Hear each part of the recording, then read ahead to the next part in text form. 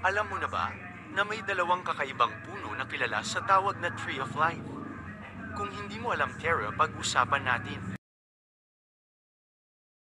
Punong boba ay pinagkukunan ng inuming tubig, ang katawan nito ay pwedeng gawing tirahan.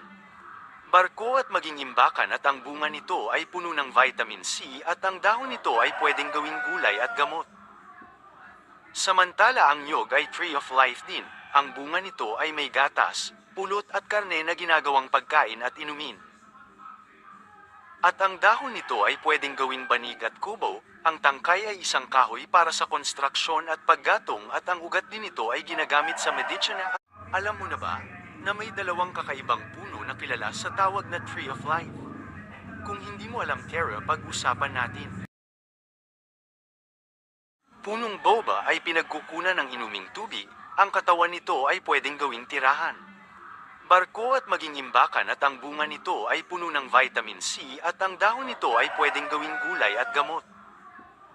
Samantala ang nyog ay Tree of Life din, ang bunga nito ay may gatas, pulot at karne na ginagawang pagkain at inumin.